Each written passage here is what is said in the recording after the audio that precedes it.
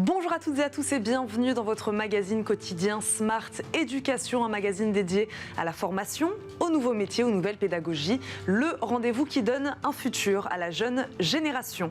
Le mouvement serait-il la clé d'un apprentissage plus efficace ? 44% des 16-25 ans ont déjà rencontré des difficultés scolaires et 17% font face actuellement à des problèmes d'apprentissage, selon le baromètre de l'éducation Opinionway. Pour gagner en concentration, coordination, confiance en soi, créativité et cohésion, Rééduc Action et son programme Neuroball mise donc sur le mouvement à l'aide de sacs de sable et de balles semi-rebondissantes. Comment ça marche et pour quelles améliorations ? Réponse tout de suite avec le créateur du programme, Guillaume Bousquet. Bonjour. Bonjour. Bienvenue sur le plateau de Smart Éducation. Merci. Merci de nous accompagner aujourd'hui, Guillaume Bousquet. Vous avez enseigné le français, je crois, pendant plus de 10 ans dans le secondaire. Racontez-nous comment vous est venue l'idée donc de ce programme. Eh bien, quand on est confronté aux difficultés des élèves, on cherche des solutions. Et puis, quand on voit que nos élèves sont assis toute la journée, 7 heures par jour, on se dit qu'il y a peut-être un problème à cet endroit-là. Et si on va creuser du côté des neurosciences, tout d'un coup, on découvre qu'en effet, il y a un problème au niveau de la position, ne serait-ce que la position assise dans la durée. Ouais, voilà. C'est ça. Rester 7 heures sur une chaise sans bouger. Tout à fait. Pour l'apprentissage, c'est pas naturel. C'est pas naturel. C'est pas naturel du tout. Et puis, c'est quelque chose qui, aujourd'hui, les neurosciences nous montrent que c'est même la plus mauvaise position pour apprendre. À partir du moment où on dépasse 30 minutes, c'est vraiment la position la plus mauvaise parce que des tensions physiques s'accumulent dans notre posture, au niveau de la colonne vertébrale, au niveau des jambes. Et ça va générer des tensions qui vont en fait avoir un impact négatif sur le fonctionnement cérébral, tout simplement. Vous parlez des neurosciences. Je crois que ce programme s'inspire d'une approche éducative qui s'appelle l'éducation kinesthésique. C'est ça ? Alors, en effet. Voilà, en quoi ça consiste exactement ? Voilà, expliquez-nous un petit peu. Alors, l'éducation kinesthésique a un courant particulier qui s'appelle le brain gym, qui est une approche en fait éducative par le mouvement. Le brain gym en fait a plusieurs intérêts. Déjà, l'idée principale, c'est de dire que le corps va soutenir l'apprentissage. C'est-à-dire, je vais mieux apprendre si je suis déjà dans mon corps beaucoup mieux dans ma posture, si j'utilise correctement mes yeux, mes mains, si tout ça, ça fonctionne bien ensemble. Le brain gym aussi nous dit qu'on est mieux quand on est bien dans son corps, mais aussi dans ses émotions et aussi dans son cerveau, dans son fonctionnement cérébral. Donc, le brain gym va proposer des mouvements qui sont accessibles vraiment à tous et à tout âge pour pouvoir libérer les différentes tensions physiques, musculaires et puis les tensions émotionnelles ou cognitives pour pouvoir activer son plein potentiel. Comment vous expliquez que l'approche de base, j'ai envie de dire, en tout cas privilégiée dans l'éducation nationale depuis maintenant des années, qu'elle ait oublié ce corps, qu'on ait oublié ce corps, qu'on pense à l'esprit surtout ? Complètement. Alors bon, je pense qu'il y a une grosse influence de la partie du côté industriel. Il a fallu à un moment donné apprendre aux enfants à faire tous la même chose en même temps. Il fallait apprendre à aller à l'usine finalement et à fonctionner en usine. Et c'est clair que la révolution industrielle qui s'est prolongée jusque tard, a influencé énormément l'école. Et aujourd'hui, c'est un peu le drame, finalement, c'est qu'on est encore sous ce modèle de la révolution industrielle, en tout cas de l'usine, entre guillemets, où il y a des bons élèves, où tout le monde fait la même chose. Et puis, il y a les déchets qu'on met de côté aussi, malheureusement, parce qu'on ne sait pas quoi en faire. Les classes sont nombreuses, quoi. Guillaume Bousquet, vous soutenez donc que le mouvement améliore l'apprentissage.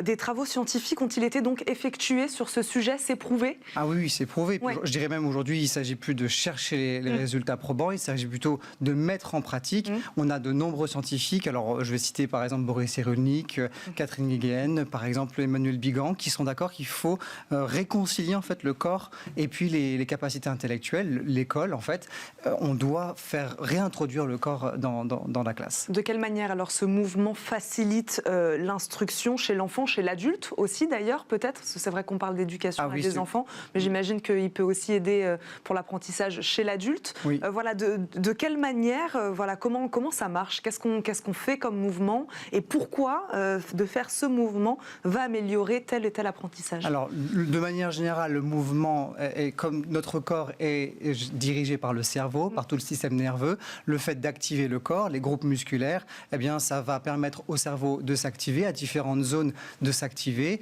Il y a tout un processus qui se met en place au niveau des différents systèmes sensoriels. On connaît les 5 sens habituels, mais il y a aussi la proprioception et puis le système vestibulaire qui permet justement de pouvoir faciliter le fonctionnement cérébral. Expliquez-nous ce que c'est ça exactement. Alors, le système vestibulaire, ça va être tout ce qui concerne l'équilibre. La proprioception, c'est tout ce qui concerne la conscience de soi, conscience de son corps dans l'espace. Ce sont des systèmes fondamentaux. Il y a plusieurs études qui ont montré que quand par exemple, on travaille sur la proprioception, on améliore la mémoire de travail. La mémoire de travail qui est cette mémoire qu'on utilise toute la journée finalement. La proprioception, ça c'est une chose. Et après, tout autour de l'équilibre, on sait que posture et équilibre sont fondamentaux. Petite anecdote, à quoi servent nos neurones? La première mission de nos neurones, c'est de nous permettre de tenir en équilibre debout pour le petit bébé, mais aussi en tant qu'adulte. Donc, si je ne prends pas soin de la partie physique et de la mission physique de mes neurones, forcément, je peux pas apprendre. Je le disais tout à l'heure, coordination, confiance en soi, créativité, cohésion. Comment cela peut-il améliorer toutes ces choses-là et de quelle manière? Alors, là, dans le programme Neurobal, où justement je mets en avant le fait que cette pratique-là d'exercice avec des sacs de sable et puis des balles, eh bien, vont améliorer l'apprentissage, parce que quand je pratique ces exercices qui associent la perception visuelle, bien sûr, mais aussi la proprioception dont je parlais, donc la conscience de soi, du corps dans l'espace, le système vestibulaire, l'équilibre, eh bien, quand tout ça est activé ensemble, le cerveau, lui, est sollicité d'une manière très spécifique, parce qu'il y a un principe neurologique qui est très intéressant, c'est que quand deux neurones sont activés ensemble, ils vont se connecter ensemble. Et donc, ça va créer le fait de solliciter tous ces systèmes-là, ça va créer finalement un réseau neuronal plus dense, et finalement, plus les autoroutes sont importantes, et plus l'information va vite, et elle peut être traitée correctement. Et donc, on peut jouer sur la confiance en soi, la créativité, la cohésion, ça peut jouer sur tous ces sujets-là. Oui, la concentration, alors pour toutes les raisons qu'on vient déjà d'évoquer autour de la mobilisation du corps et donc de la facilité que le cerveau du coup va éprouver pour traiter l'information par exemple, on parle aussi de cohésion parce qu'on va travailler beaucoup avec le rythme dans les neuroballes. C'est, voilà, tous ces exercices où on va faire rebondir les balles, où on va avoir un métronome qui va marquer le temps et on va devoir passer le sac ou la balle en rythme. Tout ça évidemment va travailler la cohésion. Qui est-ce qui commence? Qui est-ce qui s'est trompé? Mais alors comment on fait pour pas se retromper? On peut utiliser ça en famille, on peut utiliser ça dans des équipes éducatives, en classe, on peut avec des seniors évidemment, pour retarder tout le déclin cognitif et fonctionnel qui est dû à la vieillesse par exemple. Et voilà, tous ces outils-là, ces jeux, et c'est ça l'intérêt pour moi du programme Neurobal, moi qui suis vraiment aujourd'hui dans la recherche d'outils ludiques pour pouvoir aider les enfants en difficulté, les adultes et les seniors, eh bien là ici on a un outil extraordinaire qui va solliciter le cerveau de manière magique finalement. Guillaume Bousquet, vous parlez des enfants en difficulté. Justement, tous les élèves sont concernés peuvent être concernés par cette solution, ou seulement ou plus les élèves en effet qui sont en difficulté scolaire? Je dis toujours que les outils qui sont bons pour les enfants en difficulté doivent être absolument appliqués pour les élèves qui n'ont pas de difficulté, parce que ça va leur permettre de renforcer bien leur fonctionnement cognitif.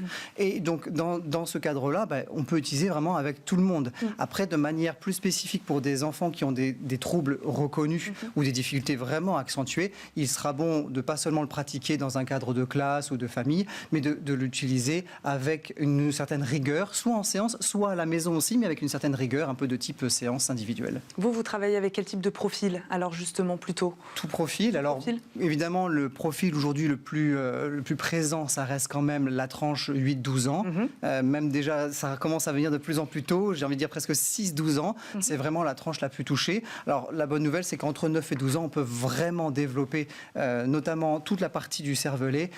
On peut augmenter la latéralisation. Enfin, voilà, on peut vraiment travailler de manière intéressante à cet âge-là quand même. Le cerveau étant très plastique, même si c'est à tout âge, à cet âge-là, c'est quand même plus facile et ça fonctionne bien. Guillaume Bousquet, vous avez choisi donc les balles. Pourquoi cette utilisation? Voilà, pourquoi avoir choisi les balles? Parce que ce qu'on comprend, c'est qu'il y a une notion de rythme, de mouvement. Oui. Finalement, on pourrait dire qu'on apprend par la danse, peut-être aussi. Tout à fait. C'est possible. Voilà, pourquoi les balles particulièrement? Alors, vous parlez de la danse parce que, en fait, si vous voulez, si on dit à tous les enfants qu'ils se mettent à faire de la danse ou aux enseignants qu'il faut faire de la danse en classe, ça va devenir compliqué. Par contre, avoir 2-3 sacs de sable, des balles, et puis de mettre en place des exercices qui sont très courts. Le programme Neuromal propose aujourd'hui des petites vidéos de 5 minutes où il y a un exercice, un objectif très précis. Et puis l'enseignant, le parent, même en entreprise, eh bien, je peux réaliser cet objectif-là et tout le monde peut le faire. C'est pas encombrant, c'est facile à faire. Il suffit de mettre la chaise sous la table et puis c'est parti. À la maison, il n'y a pas besoin. Oui, c'est sûr, il faut juste un sol un tout petit peu plat, mais c'est tout, c'est la seule contrainte. Et encore avec les sacs, on n'a même pas de contrainte du tout. Comment travaillez-vous donc actuellement avec l'éducation nationale? Voilà, comment votre solution est-elle acceptée? Par qui aujourd'hui? Voilà, vous travaillez avec combien d'établissements? On l'a compris, vous avez donc un programme vidéo qui peut donc s'appliquer aux particuliers. Hein. Des parents peuvent faire appel à vous, voilà, faire ces exercices-là avec leurs enfants. L'école, elle, comment elle accepte cette solution? Les professeurs, les enseignants? Alors ça met du temps, mais ça se met en place. C'est-à-dire que de plus en plus, moi ça fait 4 ans que j'ai commencé et le programme Neuromal existe seulement depuis 1 an. Et j'ai de plus en plus de demandes d'écoles. J'ai déjà donné des formations parce qu'il y a le programme vidéo, puis après il y a la formation sur le terrain où on vient compléter, on vient accompagner.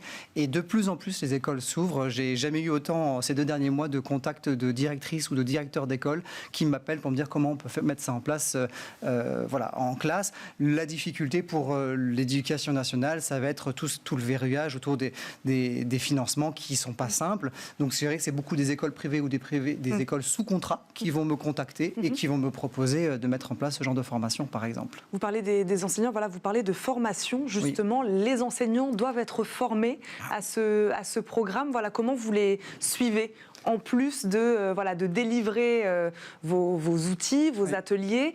Comment vous les aidez, ces profs, à se former à ce sujet? Alors, aujourd'hui, il y a beaucoup de ressources, ça c'est certain. Et en même temps, il y en a beaucoup tellement qu'on ne sait plus trop aller. Donc moi, je propose aussi du coaching sur le terrain.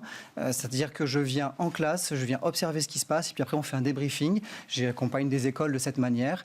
Ça permet finalement, parce que la formation, c'est un coup un peu éclair, où on vient, mais ce qui est important, c'est d'aller dans la durée. Et aujourd'hui, de plus en plus d'écoles se disent mais oui, on ne peut pas juste avoir une espèce une journée de formation une fois dans l'année et puis s'arrêter là. Il faut accompagner les enseignants petit à petit.